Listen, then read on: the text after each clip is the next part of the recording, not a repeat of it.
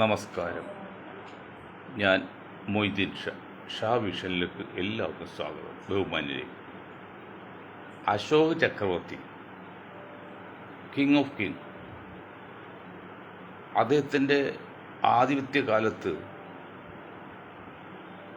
യാത്രാമധ്യേ ഒരു ഹിമാലയത്തിൽ നിന്ന് ഒരു സന്യാസി വെളുപ്പം കാലത്തുള്ള ആ സൂര്യപ്രകാശത്തിൻ്റെ ആ ചൂട് പറ്റി ഇരിക്കുകയാണ്. അപ്പോൾ രാജാവ് വന്ന് ചോദിച്ചു, ഞാൻ ഇവിടുത്തെ ചക്രവർത്തിയാണ്, അങ്ങേക്ക് എന്താ വേണ്ടേ? എനിക്ക് ഒന്നും വേണ്ട. അത് പറഞ്ഞാൽ പറ്റില്ല, എന്തെങ്കിലും വേണം. അങ്ങനെ നിർബന്ധിച്ചപ്പോഴേ ആ സന്യാസി ഒരു കാര്യം പറഞ്ഞു, അങ്ങ് ദയവ് ചെയ്ത് അല്പം മാറി നിന്നാൽ എനിക്ക് ആ സൂര്യപ്രകാശം കിട്ടുമ്പോൾ എനിക്ക് ചൂടനുഭവപ്പെടും എന്ന് പറഞ്ഞു. അപ്പോൾ ആ സന്യാസി ചക്രവർത്തിയോട് ഒന്നും ആവശ്യപ്പെട്ടില്ല, ആവശ്യപ്പെട്ട് ഇത് മാത്രമേ ഉള്ളൂ. അതുപോലെ DCC പ്രസിഡന്റ് മുഹമ്മദ് ഷിഹാസെ ഞാൻ കഴിഞ്ഞ ആഴ്ച 8-10 പ്രാവശ്യം വിളിച്ചിരുന്നു, ആ റിപ്ലൈ ഇല്ല. അപ്പോൾ അതുകൊണ്ട് ഇനി ഷിഹാസ് എനിക്ക് വേണ്ടി ഒരു സഹായം ചെയ്യേണ്ട, സാമ്പത്തികമായിട്ട് വേണ്ട, ശാരീരികമായിട്ടോ മാനസികമായിട്ടോ ഔദ്യോഗികമായിട്ടോ ഒന്നും വേണ്ട, എനിക്ക് വേണ്ട, ഐ ഡോണ്ട് ലൈക്ക് ഇറ്റ്. പക്ഷേ UDF അധികാരത്തിൽ കയറ്റാനുള്ള മാർഗം ഞാൻ പറഞ്ഞുതരാം. ഇപ്പം നിങ്ങൾ കോടികൾ കൊടുത്ത് കനകോല് കൊണ്ടുവന്നില്ലേ, കനകോലിൻ്റെ റിസൾട്ട് എന്താണ്? LDFന് സാധ്യമാണെന്ന് പറഞ്ഞിട്ട് പോയി കഴിഞ്ഞില്ലേ, അത് 100% തെറ്റും പറയാൻ പറ്റില്ല. പക്ഷെ അങ്ങനെയല്ല, ഞാൻ അതിൻ്റെ കണക്കുകൾ ഉദ്ദേശിച്ച് നിങ്ങളെ ബോധ്യപ്പെടുത്താം. എനിക്ക് ഒരു നേട്ടം വേണ്ട, നിങ്ങൾ മുന്നിൽ ചേർക്കേണ്ട ഒരു സ്ഥാനവും വേണ്ട. അതിനു മുൻപായിട്ട് ഞാൻ ഈ പറയുന്ന കാര്യങ്ങളുടെ സത്യാവസ്ഥ എന്താണെന്ന് നിങ്ങൾക്ക് അറിയണമെങ്കിൽ കഴിഞ്ഞ 1-2 സംഭവങ്ങൾ സൂചിപ്പിക്കാം, എന്നിട്ട് വിഷയത്തിൽ കിടക്കാം. അത് മറ്റൊന്നുമില്ല. ഒന്ന്, 2019 സിലോണിൽ പർദ്ദധാരികളായ കുറേ ആൾക്കാർ വന്ന് കുഴപ്പമുണ്ടാക്കി ക്രിസ്ത്യൻ പള്ളി ആക്രമിച്ചെന്നുള്ളതിൽ അതിൻ്റെ സത്യം എന്താണ്? 2019 6 വർഷം കഴിഞ്ഞപ്പോൾ അത് ഇൻ്റലിജൻസ് ബ്യൂറോ, അതിൻ്റെ ഉദ്യോഗസ്ഥരെ ഇൻ്റലിജൻസ് ബ്യൂറോ അറസ്റ്റ് ചെയ്തിരിക്കുകയാണ്. അതൊരു തട്ടിപ്പായിരുന്നു, ഭരണം നിലനിർത്താൻ വേണ്ടി. മറ്റൊന്ന്, ബഷീർ കൊലക്കേസ്, പത്രപ്രവർത്തകൻ. എന്താണ് ബഷീറെ കാര്യം? അത് സിറാജ് പത്രത്തിൻ്റെ പത്രാധിപർ അല്ലെങ്കിൽ പത്രാധിപ സമിതി 2 പേരെ 2 കാര്യം ചുമതലപ്പെടുത്തി. അതിൽ ഒന്ന് ചുമതലപ്പെടുത്തിയത് ഈ ബഷീറിനെയാണ്. അത് വെച്ചാൽ ഇവിടുത്തെ മദ്യമാഫിയെക്കുറിച്ചുള്ള റിപ്പോർട്ടാണ്. അദ്ദേഹത്തിന് അറിയാവുന്ന ചില രഹസ്യങ്ങൾ അദ്ദേഹത്തിൻ്റെ ഫയലിലും ക്യാമറയിലും മൊബൈലുണ്ടായിരുന്നു. അപ്പോൾ അദ്ദേഹത്തെ തകർക്കേണ്ടത് കാലഘട്ടത്തിന് ആവശ്യമായിട്ട് ആ തകർത്താരാണ് ഒരു IAS കാരൻ.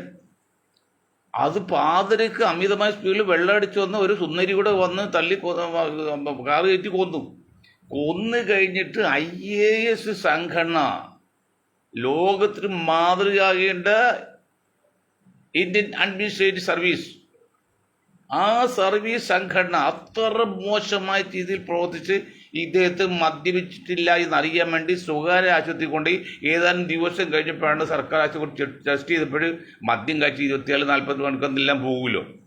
അപ്പം മദ്യം കഴിച്ച് തെളിയിച്ചാണ് ഇപ്പം വെറുതെ വിട്ടു, ആ പെണ്ണിനെ വിട്ടു, വരും. ബഷീർ കുടുംബം നഷ്ടപ്പെട്ടു. അത് മറ്റൊന്ന്, ഇപ്പം ഇതി അമീനെക്കുറിച്ച് ഇത് വലിയ സംഭവമാണ്. ഒരു സിനിമകളിൽ കഥ ഓരോ പോയിന്റും, അത് ഞാൻ പോയിന്റ് മാത്രമേ ഉള്ളൂ. മറ്റേ ഇതി അമീനെക്കുറിച്ച് നമ്മൾ മാംസം തിന്നുന്നൊരു ആചാരബാഹു കൊള്ളാത്ത വൃത്തിയുണ്ട്.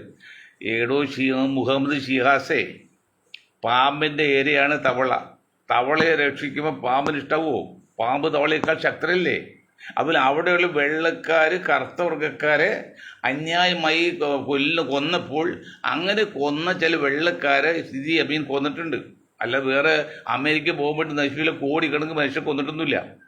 അത് തന്നെയല്ല, സൗദി അറേബ്യയിലെ ഒരു പത്രപ്രവർത്തകൻ ഇദ്ദേഹത്തിന് അടുത്ത് താമസിച്ച് കുറേ കാലം സൗദി അറേബ്യയിൽ. അപ്പോൾ ഇലക്ട്രീഷ്യനെ നന്നാക്കാൻ വേണ്ടി ഒരു ഇലക്ട്രീഷ്യൻ ഒരാൾ റിപ്പയർ ചെയ്തുകൊണ്ടിരിക്കുക, താഴെ ഇരിക്കുകയാണ്. ഇദ്ദേഹം അടുത്ത് താമസിച്ച് മുറിയിൽ വന്നിട്ട് കെട്ടിപ്പിടിച്ച് പറഞ്ഞു, ഞാൻ ഇനി ആളാന്ന് പറഞ്ഞു. അദ്ദേഹം വലിയ ഭീകരനായിട്ട് കണ്ടുകൊണ്ടിരുന്നത്. അപ്പോൾ അദ്ദേഹം പറഞ്ഞു, അദ്ദേഹത്തെക്കുറിച്ച് ഒരു അനുഭവ കഥ ജീവചരിത്രം ഇരട്ടിയെന്ന് പറഞ്ഞു. പുള്ളി സമ്മതിച്ചില്ല. അള്ളാഹുവിൻ്റെ മുൻപിൽ എനിക്ക് ബലമുണ്ടെങ്കിൽ ഞാൻ രക്ഷപ്പെട്ടു, ജനങ്ങൾ ബോധ്യപ്പെടുന്ന കാര്യം ഇരിക്കില്ല. അത് കഴിഞ്ഞ് 10-20 വർഷം കഴിഞ്ഞപ്പോൾ അദ്ദേഹം പറഞ്ഞു, വേണമെങ്കിലാകാമെന്ന് പറഞ്ഞാൽ തെറിയതൊക്കെ. അപ്പോൾ ഇതി അമീനെ ഈ പാശ്ചാത്യ മാധ്യമങ്ങളും ഈ വെള്ളക്കാരും കൊള്ളരാക്കിയ എന്താ അവർക്കെതിരെ പ്രവർത്തിച്ചു. സത്യം. അപ്പോൾ അത് ഏകദേശം നിങ്ങൾ മനസ്സിലായില്ലേ? ബാക്കി കാര്യങ്ങൾ പിന്നീട് കനകോല് തിരിച്ചു പോയെടുത്തു. കനകോലിൻ്റെ റിപ്പോർട്ട് LDFന് അനുകൂലമായിട്ട് പറഞ്ഞ് പോയില്ലേ, കോടികൾ വാങ്ങിച്ച് മുടക്കി പോയില്ലേ? ഒരു പക്ഷേ നിങ്ങൾ 2-3 കാര്യങ്ങൾ ചെയ്യണം. മുഹമ്മദ് ഷിയാസ് DC പ്രസിഡന്റാണ്. ഞാൻ പറഞ്ഞ സതീശൻ ഉദ്ദേശം സതീശൻജി. ഒരു നാട്ടിൽ കള്ളന്മാരുണ്ടെങ്കിൽ ആ കള്ളന്മാർ പരസ്പരം കക്കാൻ പോവില്ല. ഒരു ഏരിയയിൽ തന്നെ അവരൊരു ധാരണത്തിൽ പോകും. നിങ്ങൾ 6 മുഖ്യമന്ത്രി സ്ഥാനാർത്ഥികൾ നായന്മാരുണ്ടെങ്കിൽ ആ 6 പേരിൽ രഹസ്യമായിട്ട് ചർച്ച ചെയ്ത് ഒരു നാറി എന്നൊക്കെ വേണമെങ്കിൽ പറയേണ്ടി വരും. ഒരാൾ മുഖ്യമന്ത്രി സ്ഥാനം ഏൽക്ക്, ബാക്കി 5 പേര് മാറി നിൽക്ക്. ബാക്കി 5 പേർക്ക് എന്തെല്ലാം സ്ഥാനമുണ്ട്? ആഭ്യന്തരമുണ്ട്, റവന്യൂ ഉണ്ട്, ഒരുപടി വകുപ്പ് എടുക്കാമല്ലോ. അപ്പോൾ നിങ്ങൾ പരസ്പരം ധാരണ എത്തുക. ഈ 6 നാറികൾ കൂടി ധാരണ എത്തിയിട്ട് പറയണം ഇന്ന നാറി ആകട്ടെ. ഞാൻ അങ്ങനെ തന്നെ പറയുന്നത്. കാരണം ഇത്ര സങ്കടമുണ്ട്. ഇത്രയും അവസരം വീട് കിട്ടിയിട്ട് അത് കളയാൻ പോകുമ്പോഴേ UDF സംബന്ധിച്ച്, UDF നയിക്കുന്ന നേതാക്കളെ സംബന്ധിച്ച് അങ്ങനെ തന്നെ പറയണം. അത്ര വിഷമമുള്ളത്. അപ്പോൾ നിങ്ങൾ ധാരണ എത്ത്. ഇപ്പോൾ വേറൊരു കാര്യമുണ്ടല്ലോ, വോട്ടിംഗ് പാറ്റേൺ. നിങ്ങളൊന്ന് മനസ്സിലാക്കണം. വോട്ടിംഗ് പാറ്റേൺ ഈ രമേശ് മണ്ടനാണ്, പിന്നെ മുരളീധരൻ മണ്ടൻ, അതൊക്കെ തെളിയിച്ച കാര്യമാണ്. ഇനി പറയേണ്ട കാര്യമില്ല.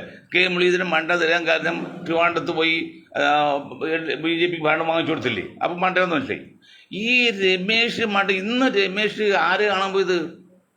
പിന്നെ ഗുരുദേവ് ഇവിടെ കാണാൻ പോയി. NSS ആസ്ഥാനം വന്നിട്ട് അവിടെ പോയി ഒരു നായരെന്നെങ്കിൽ അവിടെ പോയി തെറ്റൊന്നുമില്ല. NSS ഒരു മോശം സംഘടനയൊന്നുമില്ല. പക്ഷേ അവിടെ ഭരിക്കാൻ വേണ്ടി അവർ റെക്കമെൻഡ് ചെയ്യുന്നു. ഭരിക്കണേ എങ്ങനെയാടോ? ഷിയാസിയെ സതീശോട് പറയണം. സതീശൻ കേൾക്കാൻ സമയമില്ലല്ലോ, വലിയ തിരക്കല്ലേ.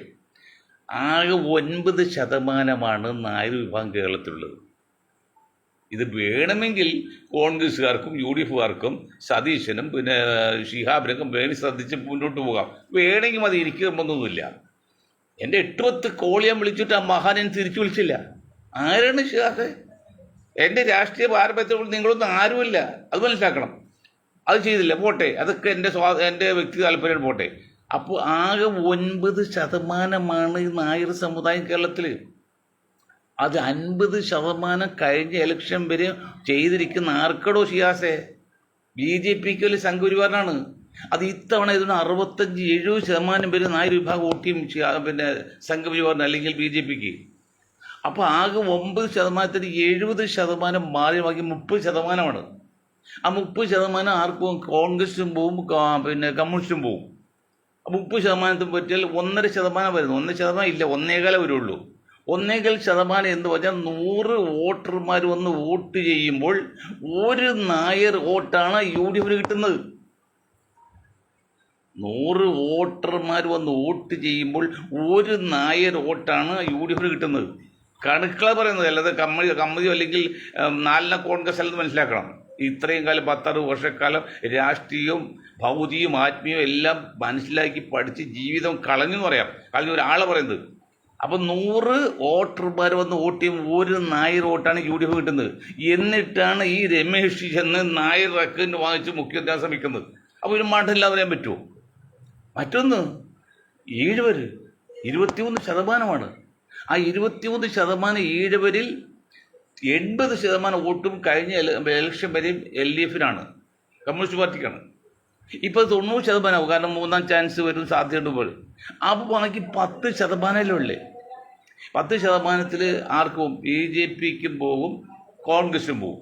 അപ്പോൾ 10%, 23-ന്റെ 10% നമ്മൾ 2.3 അല്ലേ? 2.3. 2.3 2ആക്കും 1.15. അപ്പോൾ ഇത് 1 വോട്ട്. അപ്പോഴും 100 വോട്ടർമാർ വന്ന് വോട്ട് ചെയ്യുമ്പോൾ ഒരു വോട്ടാണ് 70 കിട്ടുന്നത്. ഇത് കനകലുവിൻ്റെ ഇതാണ് തത്വമല്ല, ഇത് മൊയ്തീൻ ഷായുടെ തത്വമാണ്, ഞങ്ങളുടെ ഗ്രൂപ്പിൽ തത്വമാണ്.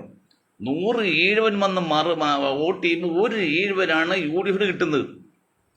എന്നിട്ടാണ് നമ്മുടെ അടൂർ പ്രകാശ് മുഖ്യമന്ത്രിയാകാൻ ശ്രമിക്കുന്നത്. ആയിക്കോട്ടെ. അപ്പോൾ ഞങ്ങൾ വേറൊരു കാര്യം ആദ്യമേ പറയാം. കേരളത്തിൽ 40% മുസ്ലിങ്ങളും മുസ്ലിം ലീഗുകാർക്കും ഇവിടെ ഈഴവനോ മുസ്ലിം ഒഴിച്ച് ആരും മുഖ്യമന്ത്രിയായാലും ഒരു പരാതിയില്ല. മുസ്ലിം ഒഴിച്ച് ബാക്കി ആരും മുഖ്യമന്ത്രിയായാലും ഒരു പരാതിയില്ലെന്ന് മാത്രമല്ല, ഒരു മുസ്ലിം മുഖ്യമന്ത്രി ഞങ്ങളാരും പ്രതീക്ഷിക്കുന്നുമില്ല. ഒരു ആഭ്യന്തര മന്ത്രിയും പ്രതീക്ഷിക്കുന്നില്ല, ഒരു റവന്യൂ മന്ത്രിയും പ്രതീക്ഷിക്കില്ല മുസ്ലിമായിട്ട്. അപ്പോൾ ഞങ്ങൾക്ക് പരാതി ഉണ്ടോ? നിങ്ങൾക്ക് എതിർപ്പണില്ല. സത്യം മനസ്സിലാക്കണ്ടേ? അങ്ങനെ നിൽക്കുമ്പോൾ പിന്നെ ദളിതാണ്. ദളിത് 10% ആകെയുള്ളൂ, ആദിവാസിയും ദളിതും ചേർത്ത്. ആ 10%-ൽ ഒരു 65% LDFനാണ്, ബാക്കി 30%. അത് മാറുമ്പോൾ ഏതാണ്ട് ഒരു വോട്ടാണ് UDF കിട്ടുന്നത്. 10% വരുന്ന ദളിതുകൾ ഉള്ള ഈ കേരളത്തിൽ 100 വോട്ട് ചെയ്യുമ്പോൾ ഒരു ദളിതിന് വോട്ടാണ് UDF കിട്ടുന്നത്. ഏത് പിന്നെ ജാനുവിനെ കൊണ്ടുവന്നാലും, ജാനു ആദിവാസിയാണ്, ആരെ കൊണ്ടുവന്നാലും. പിന്നെയുള്ളതാണ് ക്രിസ്ത്യൻ സമുദായമാണ്.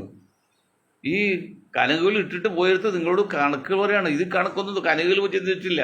കനകുകൾ കണക്കുകൾ വേറെയാണ്, ഞങ്ങൾ വന്നത് വേറെയാണ്. ബാക്കി ഇത് ക്രിസ്ത്യൻ സമുദായമാണ്. അറിയാലോ, 15% കേരളത്തിൽ. ആ 15%-ൽ 5% കൺവെർട്ട് ക്രിസ്ത്യ. അതിലിപ്പോൾ നിങ്ങൾ ഒരാൾക്ക് കോട്ടയത്ത് വൈക്കത്ത് കൊടുക്കാൻ പോകുന്നുണ്ട്, അത് ഫില്ലായി. ബാക്കി 10%. ഒരു 3% വോട്ട് LDF പോവും, 2% വോട്ട് BJP പോവും. അതിപ്പോഴും പോവില്ല. ബാക്കി 5%-ൽ 100 വോട്ട് ചെയ്യുമ്പോൾ 5 വോട്ട് UDF കിട്ടും ക്രിസ്ത്യൻ സമുദായത്തിൽ നിന്ന്. അവിടെ ഭരിക്കാൻ പറ്റുമോ? ഇല്ല. പിന്നെ ഭരിക്കാൻ എന്ത് ചെയ്യണം? ഏതാണ്ട് 40%. അത്ര ഉണ്ടെന്ന് ഞാൻ പറയുന്നില്ല. RSS പറഞ്ഞാൽ 40%, അത്രയും ഞാൻ പറയുന്നില്ല. എന്നാലും കൂട്ടെ, 3 കൂട്ടിക്കും, 35% കൂട്ടും. 35% മുസ്ലിം സമുദായത്തിൽ നിന്ന് ഇത്തവണ കമ്മ്യൂണിസ്റ്റ് പാർട്ടിക്ക് നേരത്തെ 10% അത് ശേഷം വന്ന് 2 ടേമിൽ അത് അറബിക് സർവകലാശാലയുടെ പടക്കം കാരണം 2% മുസ്ലിങ്ങൾ മാറിയപ്പോൾ 12%. 12% മുസ്ലിങ്ങൾ LDF അനുഭവം ചെയ്തപ്പോഴാണ് 99 സീറ്റ് കിട്ടിയത്. അത് കണക്കുകൾ പല പ്രാവശ്യം പറഞ്ഞുണ്ട്. ബാക്കി 3% ഇത്തവണ LDF കൊടുക്കുള്ളൂ. അതല്ലേ CPIയുടെ ജാഥാക്കളൊരു മുസ്ലിം താമസം ഇല്ലല്ലോ. അവർക്ക് മനസ്സിലായി. ആ 3% പോയാൽ ഈ 35% ആണെങ്കിൽ തരും. 40 വോട്ടെ, 30% ആണെങ്കിൽ 3/32. അത് 100 വോട്ട് വന്ന് 100 ആൾ വന്ന് വോട്ട് ചെയ്യുമ്പോൾ ഏതാണ്ട് 32 വോട്ട് UDF കിട്ടുന്നുണ്ട് മുസ്ലിങ്ങളുടെ. ഇതേ DC പ്രസിഡന്റായി പിന്നെ പേരെടുത്ത് നടക്കും പോലെ അല്ല ഷിഹാസെ.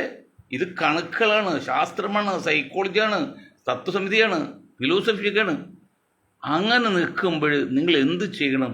ജനസംഖ്യയ്ക്ക് ആനുപാതികമായി എല്ലാ വിഭാഗങ്ങളും സ്ഥാനമാനങ്ങൾ കൊടുക്കുകയും മുഖ്യമന്ത്രിയായിട്ട് നിങ്ങൾ 6 പേരിൽ ഏതെങ്കിലും ഒരു നീചൻ എന്നൊക്കെ പറഞ്ഞ് തെറ്റ ഭാഷയല്ല, ഏതെങ്കിലും ഒരാൾ നിങ്ങൾ തീരുമാനിക്കുക, ബാക്കി കാലുപാരായിരിക്കും. കഴിഞ്ഞ ഇലക്ഷനിൽ എന്താണ് ഇത്രയും സീറ്റ് കുറയാൻ കാരണം അറിയോ? അല്ലെങ്കിൽ ഒരു 10-65 സീറ്റ് കോൺഗ്രസ് കിട്ടിയാൽ 15 സീറ്റ് കളഞ്ഞ് 3 മുഖ്യമന്ത്രിമാർ പരസ്പരം കാലുവാരി. 3 പേര് ഞാൻ പറയണല്ലോ, 3 മുഖ്യമന്ത്രി സ്ഥാനത്തിൽ പരസ്പരം കാലുവാരി 15 സീറ്റ് പോയി. അതാണ് 42-1 അല്ലെങ്കിൽ ഒരു 56 സീറ്റ് കിട്ടിയേനെ. 41, 50, 56, അത് 57, അത് പോയത്. അങ്ങനെ നിങ്ങൾ ചെയ്യില്ലേ? ഇപ്പോഴും അത് തന്നെ തതേവ. ഇപ്പോൾ മറ്റൊരു വിഭാഗം സതീഷിനെ അവിടെ തോൽപ്പിക്കാൻ വേണ്ടി എല്ലാ പണിയും ചെയ്തു കഴിഞ്ഞാണ്. അത് പ്രസന്നകുമാർ അറിയപ്പെടുന്ന കോൺഗ്രസ് നേതാവായിരുന്നു. അദ്ദേഹത്തെ ഭാര്യ KPC ജനറൽ സെക്രട്ടറിയാണ്. അത് BJP പോയില്ലേ? അപ്പോൾ UDF കിട്ടേണ്ട ഒരു 10,000 വോട്ട് UDF BJP പെണ്ണ് പിടിച്ചാൽ പത്രമാത്രം ലക്ഷങ്ങൾ വോട്ടൊന്നും ഭൂരിപക്ഷം അവിടെ ഇല്ല സതീഷിന്. അതിന് ഓരോ കാര്യങ്ങളും സതീഷ് തോൽപ്പിക്കാൻ കണക്കൂട്ടാണ്. അതിൽ ഇപ്പോഴത്തെ രമേശ് തോൽപ്പിക്കാൻ സാധ്യത കണക്കാണ്. അങ്ങനെ നിങ്ങൾ പരസ്പരം കാലുവാരി നശിപ്പിച്ചകളല്ലേ. ഇത് അന്ത്യമാണ്, നിങ്ങൾക്ക് അവസാനമാണ്. ഇനി ചാൻസ് ഇല്ല. കോൺഗ്രസ്സുകാരെ സംബന്ധിച്ച്, UDF സംബന്ധിച്ച് ഇനി കേരളത്തിൽ ചാൻസ് ഇല്ല. ലാസ്റ്റ് ഫൈനൽ ചാൻസാണ്. വീട്ടികളെ മനസ്സിലാക്ക്. അത് നിങ്ങൾ കാലുവാരില്ലേ? അതുകൊണ്ടാണ് പറഞ്ഞ് നിങ്ങൾ ആദ്യമായിട്ട് എന്ത് ചെയ്യണം? 6 സ്ഥാനാർത്ഥികൾ ആരായാലും ഞങ്ങൾക്ക് വിരോധമില്ല. ഏത് നായരായാലും വിരോധമില്ല, ഏത് ചോരായാലും വിരോധമില്ല, ഏത് ക്രിസ്ത്യാനും ഞങ്ങൾക്ക് വിരോധമില്ല, 40% മുസ്ലിങ്ങൾ വിരോധമില്ല. പക്ഷെ നിങ്ങൾ ധാരണ എത്തിയിട്ട് പരസ്പരം കാലുവാരരുത്. അതൊന്ന്. മറ്റൊന്ന്, ഇപ്പോൾ RSPയുടെ കേസിൽ ഇന്നലെ ഞാൻ പറഞ്ഞു അവർ കാണിക്കുന്ന വൃത്തികേട്. അതിൽ കാർത്തികിന് MLA ആക്കാൻ വേണ്ടി ശ്രമിക്കുക, അല്ലെങ്കിൽ MLA കൊടുക്കുക, അയക്കോ. നിങ്ങൾ ഒരു കാര്യം മനസ്സിലാക്കണം, മുഖ്യമന്ത്രി ഒരു നായരാകുന്നതിൽ ഞങ്ങൾക്ക് യാതൊരു ഇഷ്ടപോലെ എതിർപ്പില്ല. ഒരു ഈഴവനാകുന്ന എതിർപ്പില്ല, ക്രിസ്ത്യാനാകുന്ന എതിർപ്പില്ല, മുസ്ലിം വെച്ച് ആരും ദളിതായി പോലും ഞങ്ങൾക്ക് പ്രശ്നമില്ല. ഞങ്ങൾ മുഖ്യമന്ത്രി ആകുന്നില്ല, അതുകൊണ്ട് വലിയ മെച്ചമൊന്നുമില്ല. പക്ഷേ 9% വരുന്ന നായർ വിഭാഗത്തിന് 140 സീറ്റ് ഉണ്ടെങ്കിൽ 12 സീറ്റേ കിട്ടുള്ളൂ.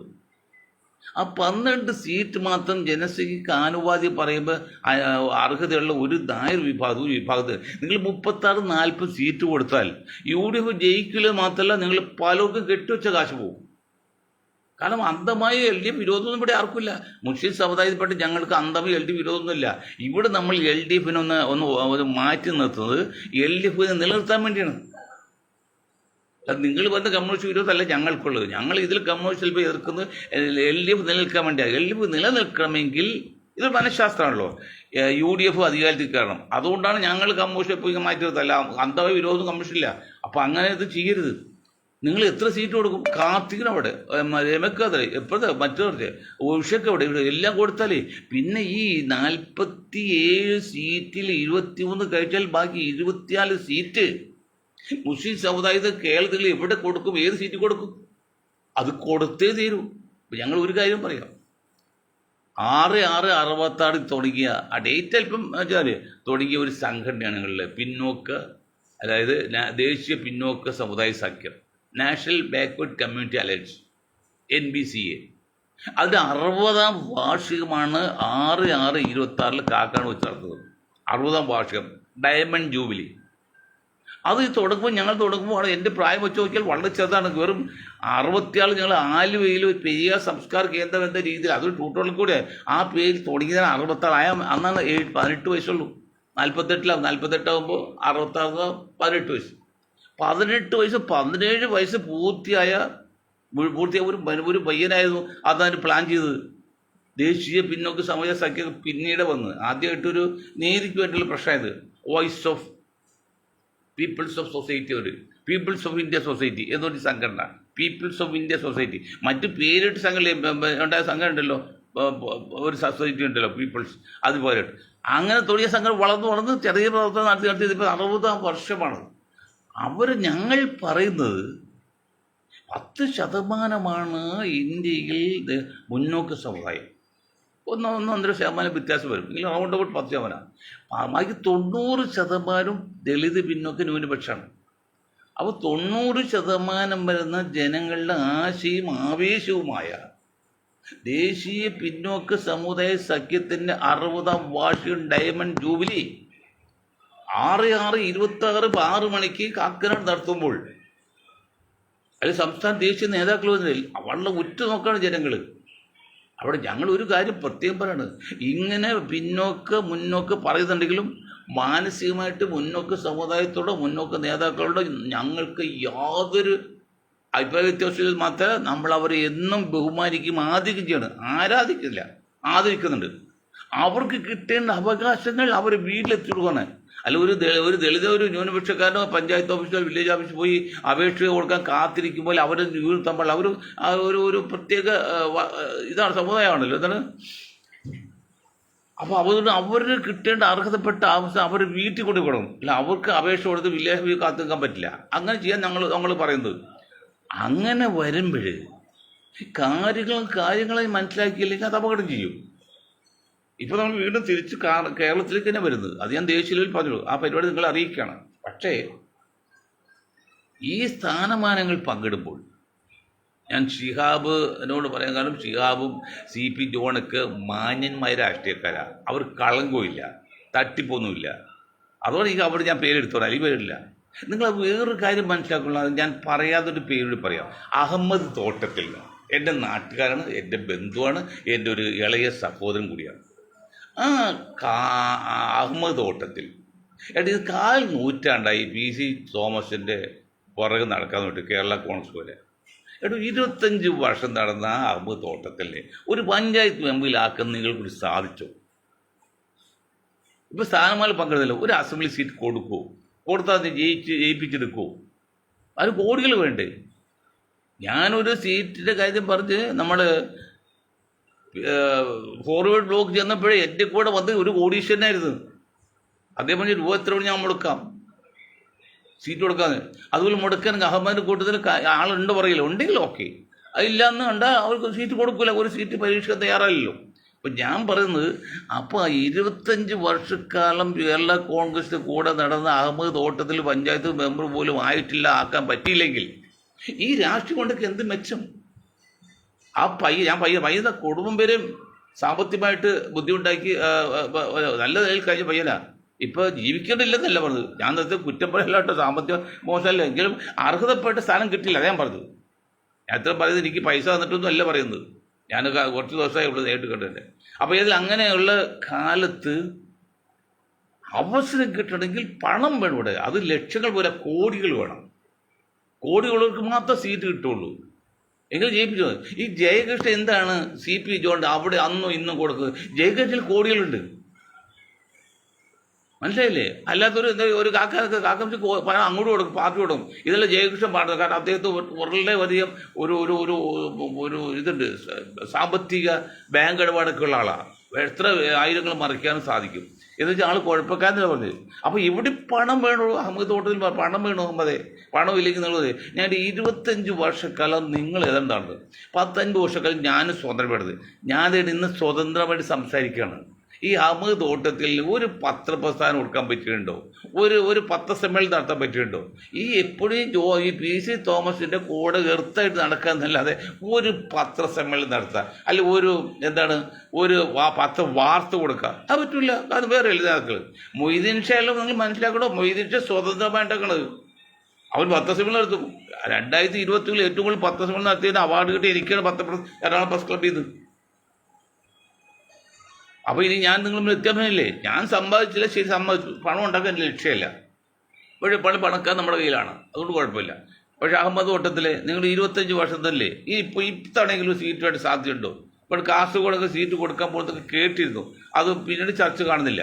അപ്പോൾ അതുകൊണ്ട് കോൺഗ്രസ്സുകാർ, ഈ കേരള കോൺഗ്രസ് ജോസഫ് ഗ്രൂഡും PC തോമസാണ് പറയാനുള്ളത്, നിങ്ങൾ ആ പയ്യനെ എന്തെങ്കിലും ഒരു സ്ഥാനത്ത് കേട്ട്, പ്രായമായില്ലേ പയ്യനൊക്കെ, സാധനമൊക്കെ പോയി ഇപ്പോൾ മെച്ചോർഡായി അതല്ലേ കേട്ട്.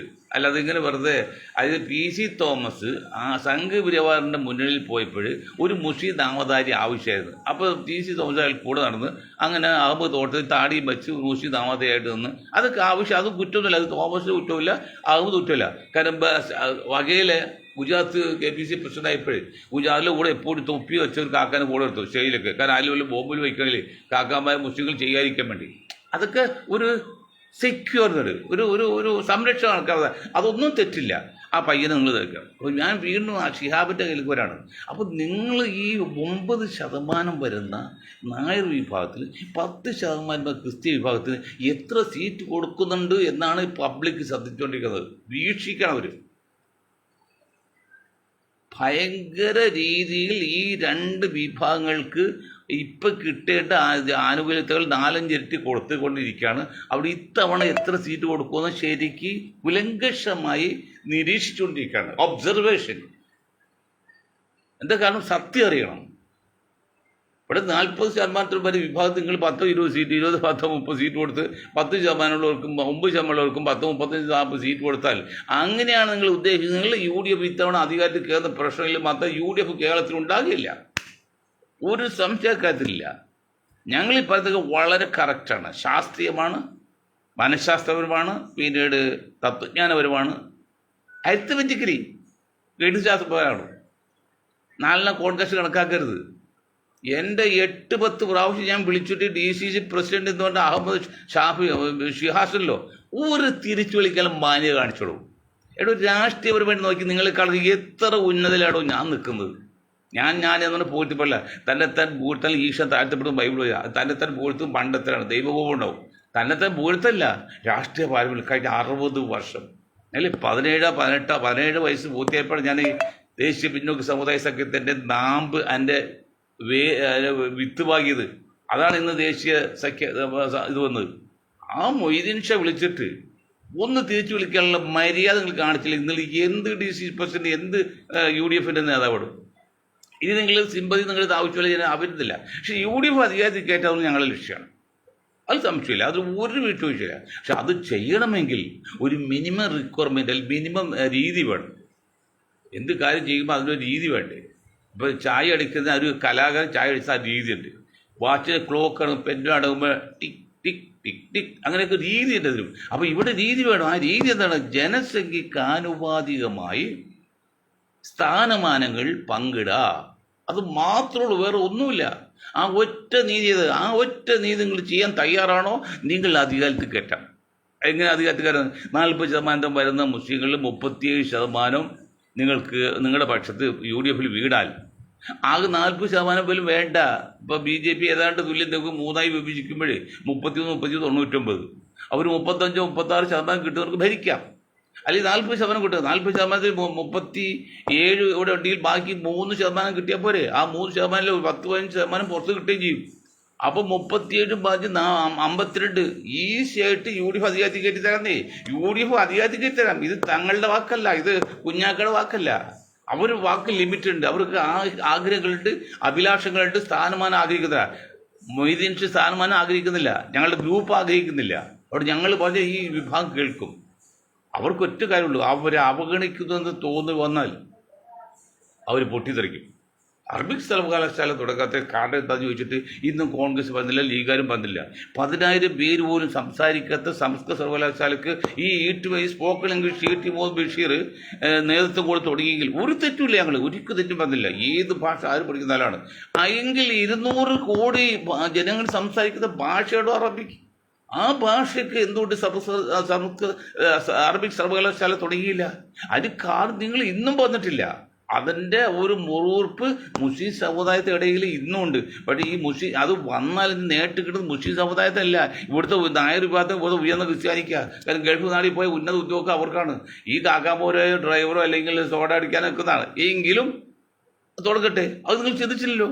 അങ്ങനെ മുറിവുപ്പ് നിൽക്കാല് മുസ്ലിം ലീഗിനെ അല്ലെങ്കിൽ തങ്ങളെ ഒന്നും മുസ്ലിം സമുദായത്തിൽ ഒരു 70% പേർക്കും, ഒരു 75% പേർക്കും അത്ര ഇഷ്ടമല്ല. ഒരു 20% ഉണ്ട് അത് ലീഗ് പാർട്ടി പ്രവർത്തകർ. അവർക്ക് പോയി എന്ത് ചെയ്താലും പാർട്ടി പ്രവർത്തനം അംഗീകരിക്കും. അപ്പൊ ഇക്കാര്യം ശ്രദ്ധിക്കണമെന്ന് പറഞ്ഞുകൊണ്ട്